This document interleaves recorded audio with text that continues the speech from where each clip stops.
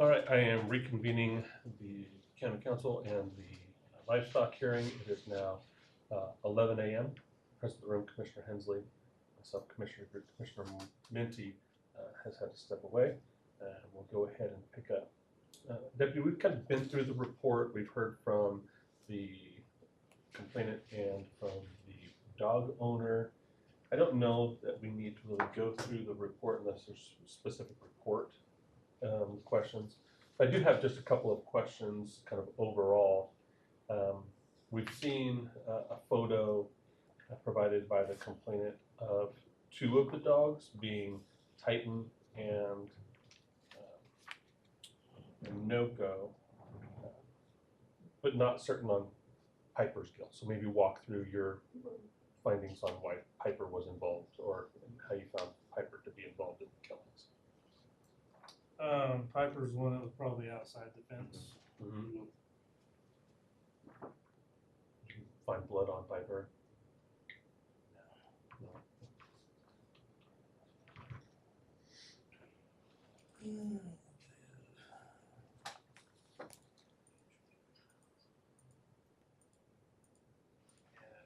Pictures of the dogs on here, but Okay. for the sheep.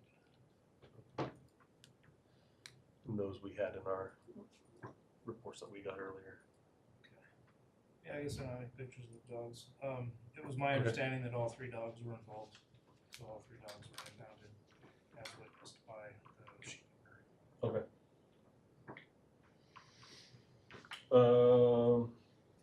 And then you have in here, so none of the dogs had been licensed or chipped. Correct. What I'm reading here. Other question I have you seen the enclosure that the dog owner has more recently? I have not.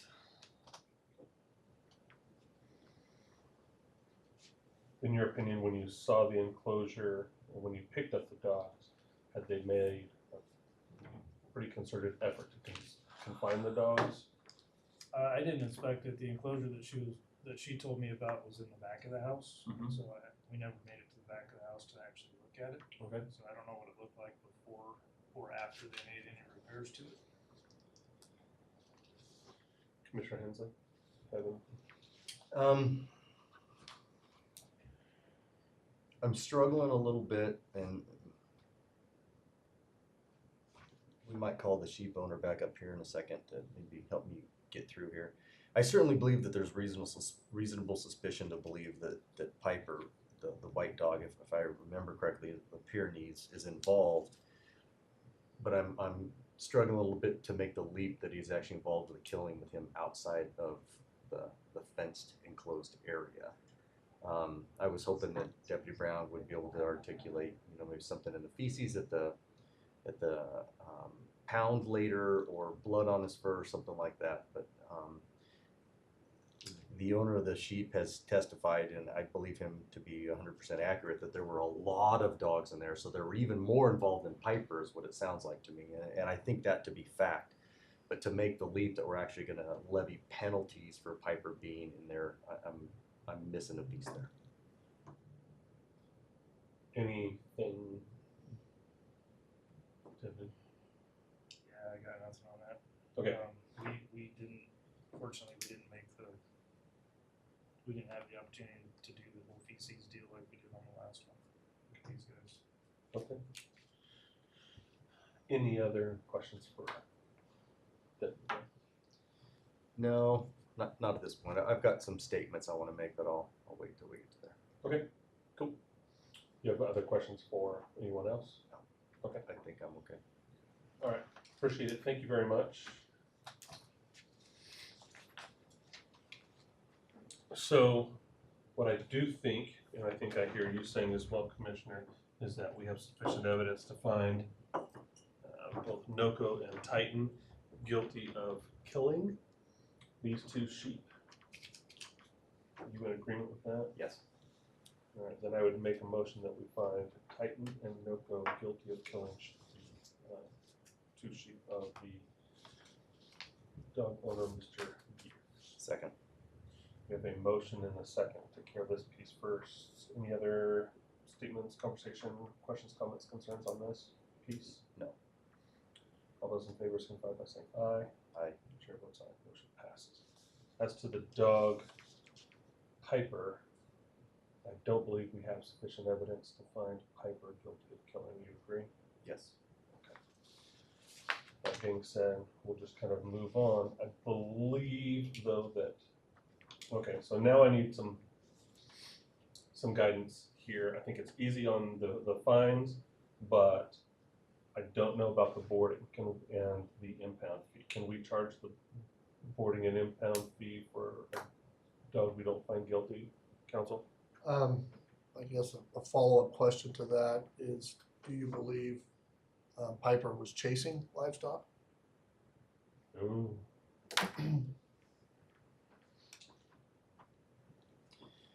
I'm struggling with that leap as well, but going back to the question you asked a minute ago about some of these other fees, I think they're still applicable because we clearly have a photo that the dog is out running through the neighborhood, and the owner has testified that the dogs have been out on multiple occasions. So I'm having trouble with the leap to killing, but So I'm running at not large having a would be- leap with the dog being impounded and us going through this process, and they're accountable for those fees, the owner. So maybe a question for the sheep owner. Did you see a white Pyrenees in with the sheep running around in there? That was the last one that jumped out. And then after he jumped out, he kept running around the fence waiting for the other two dogs to get out. Well, when I came running back with my camera, he was just staying there waiting for him. Came back in to call, and by the time I came out, I seen him going back under, and they all went running down the street where I have no idea. Did you ever see the Pyrenees feed on the carcass of one of the sheep, or either the one that was down or the one that was living? It happened too fast, honestly. Okay. I can't say I did. Okay. In that regards, to counsel's point, we may have a chasing violation.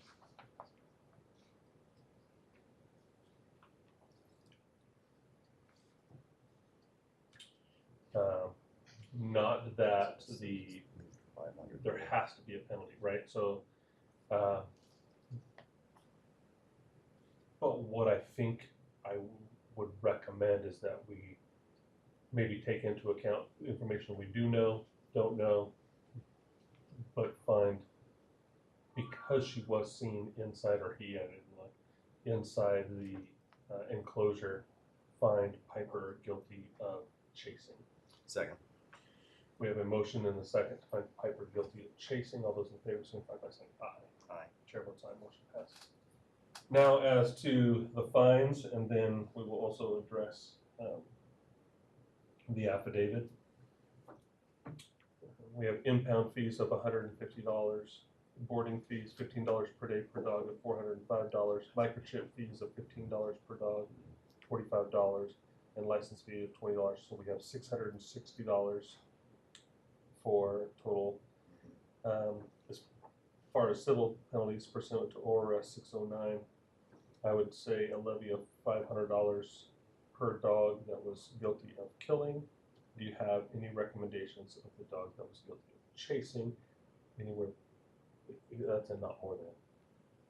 The ORS 609 talks about chasing. It's a little bit different than killing, and we may levy that penalty for the up to 5 as well. My recommendation is to leave the recommendation from Deputy Brown as is. All the way down? All the way down. So then when it comes to the penalty, the recommendation is $1,500 for killing. That could only be $1,000 unless we wanted to. No, you can still have the 500 for the chasing.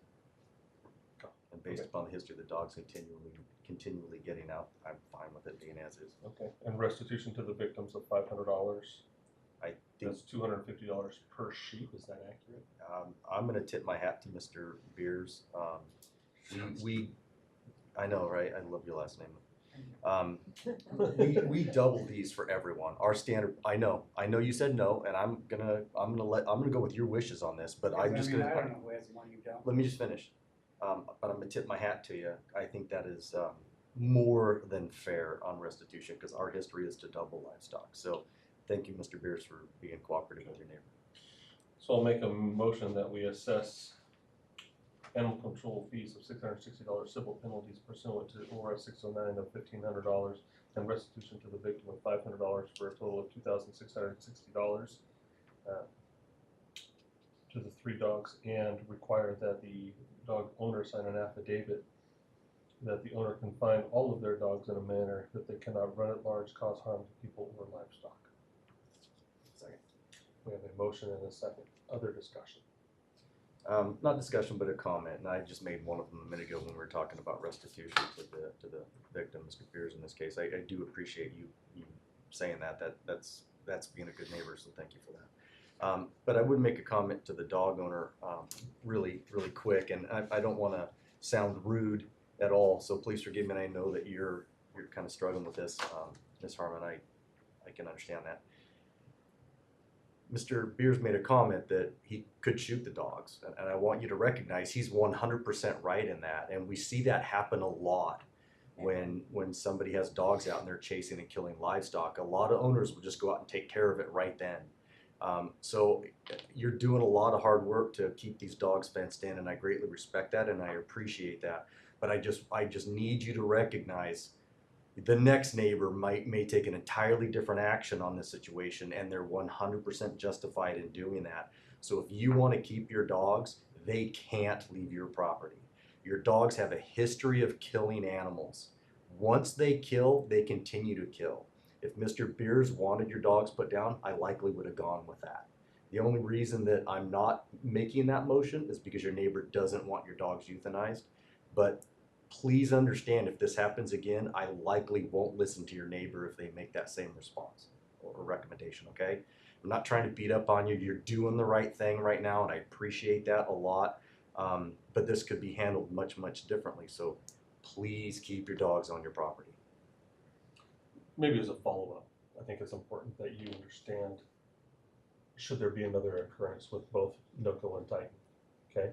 For a second offense of killing, I'm going to read the statute to you so that you understand the position that we get put in.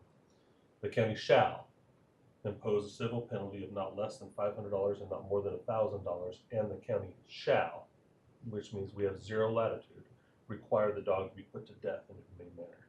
Okay? So those two dogs at the very least, and it extends to Piper to some degree, and there's a little bit more latitude there, but none for the other two. It won't pass go. They'll have to be put down, okay? So make every effort you can to confine your dogs, because we won't have an option should this happen again. All right, we have a motion on the table. All those in favor signify by saying aye. Aye. Chair votes aye, motion passes. As to process, sir, you'll receive a check from the county. So once that's processed, take a day or two, right? It won't take us long, but you receive direct restitution from the county. You don't receive that from Mrs. Harmon, okay? And then, ma'am, you'll make arrangements to make those, pay those fees and fines with animal control and pick up your dogs from them once those are taken care of, okay? All right. Any questions either of you have? No, folks, try to have a better day. This is not our favorite part of our job, so. All right. Understandable, mine either. All right. Have a better weekend. Thank you very much for coming in. Y'all Okay, stay have a safe. good day. Yeah, sorry it's starting. Yeah, happens. I'll give you a hard time next one. And it seems to happen with you a lot, Mr. Brown. You know, when you're the man in the county and you're as busy as I am, it happens. Yeah. It does. We were talking about you must be really busy after a 3-day weekend trying to play catch up. Did you work yesterday? Yeah, so far it hasn't been too terrible. That's good. I was feeling pretty good about myself. I was driving back from Malin, just handled the only complaint that I had pending. Feeling really good. I was like, got some free time to do what I want. And then Steve calls and goes, "Hey, you going to livestock hearing?" The one you mean tomorrow? You mean the one that's usually on a Wednesday? That one? Yeah, can you get a paper from Haley and write that down? It's $2,660. Okay, so next on the agenda, we still have another item. Oh, jeez. Getting out of here. So, and that is the livestock hearing process.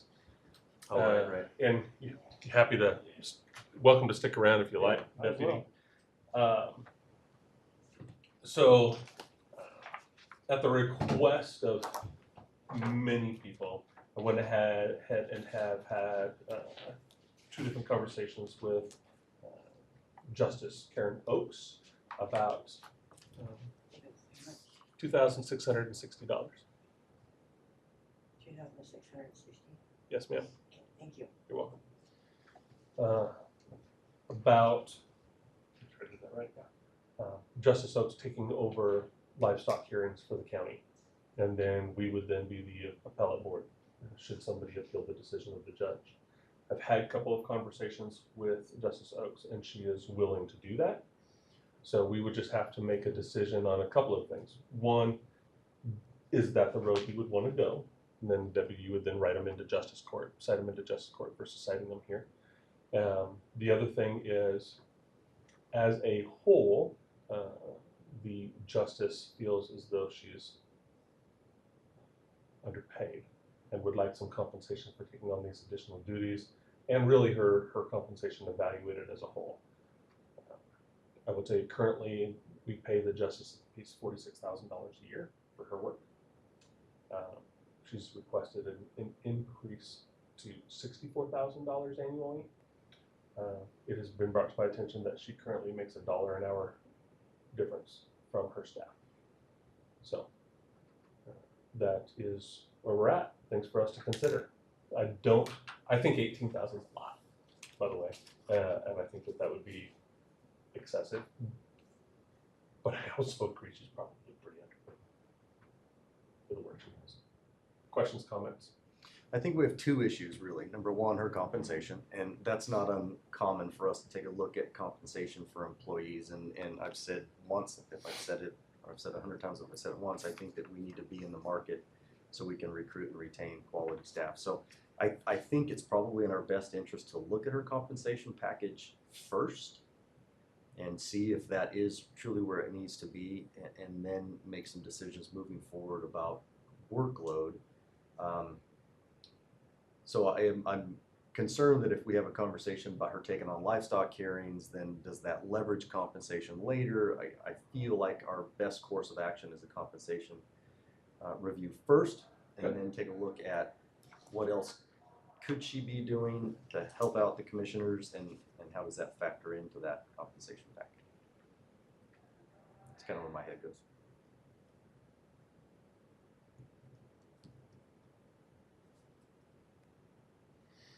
Should that be resolved, do you have any thoughts on turning over livestock hearings to justice court versus handling them ourselves? No, that conversation has, or that topic has come up in the past, and I think that's probably a good idea. I like the thought of a judge making a decision on rendering that guilt on the animals, and then we can take a look at it at a appellate review, or I should say appellate. I'm saying that the right way, legal. So if they appeal it, yeah, that would work. Then we could take a look at it. So I think it minimizes some liability. You can sue commissioners, you can't sue a judge. So if somebody didn't like a decision that we levied, we technically could get sued for it, but not the judge. So I kind of think that minimizes some risk moving forward. So I like the conversation, but I'm willing to continue to keep doing it for $18,000. That, for her to take on livestock hearings and we pay her $18,000, that's ludicrous to me. Any thoughts? Do you come class? Any thoughts from animal control? Do you care where you cite them? I know you enjoy hanging out with us. Yeah, no, it doesn't make any difference to me. I think I agree that I've always kind of wondered why it didn't go through justice court anyways in the first place. Okay. I think that's probably a more appropriate place for it. Okay. Just in the case of the livestock hearings, it's almost the dog being cited as opposed to the dog owner. And so that's why that whole subsection of the statute lies in the dog hearing process. And real quickly to one question is, once final determination by the county is made, you could set it up that way with the justice of the peace, and then have the board review if there was some sort of appeal. But once the final determination of the county is done, that dog owner does have a right to a judicial review. In circuit court? Right. Okay. So to your, Makes there sense. might be another layer there in That makes sense. that process. Or we could simply go justice court to circuit court and we're out of it altogether. Exactly. Even better. Yeah. But not for And on the other $18,000. hand, I mean, we have a pretty good system set up here that, some months we have more than others, and some months we don't have any at all, and for the most part, they're generally fairly quick hearings, so it's not a whole ton of time off out of your plate. So, sticking with something, don't fix something that's not broken, in Yeah. theory. Yeah, no, I agree with what you just said, Deputy. And a lot of these that we've done are pretty simple, but I remember the commissioners had one in that room a few years back where a little girl was mauled. And when you start talking about mauling humans, that liability on the commissioners, in my opinion, too great. Why was that brought through, because I wasn't here, why was that I brought was. through a livestock? It was a livestock here. Livestock is Well, not a person. it was a dog hearing. So the dogs got cited to the board. But there was the dog owner cited individually as well? I don't know. Keeping a dangerous dog? That, That's always surprised me when you bring that one up, I that it was wanna brought through pick this my Right, 'cause words. it's not a livestock. process. Right. A decision was made across the street not to seek the citation of the dog owner. I see. So it's a dangerous dog or keeping of a dangerous dog or something that is heard by you. Correct, and it ended up falling to the board because nothing was I see. going to happen across the street. Okay. Okay. Then I will go ahead and get a note to Human Resources to conduct a comp class on the justice of the peace, and then we'll pick this up once that's completed. Second. That work? Okay, then we're going to be adjourned at 11:22. Thank you very much, everybody. Thanks. Thanks for your comments, Terry. I got lots of them, all you gotta do is ask. I gotta do this.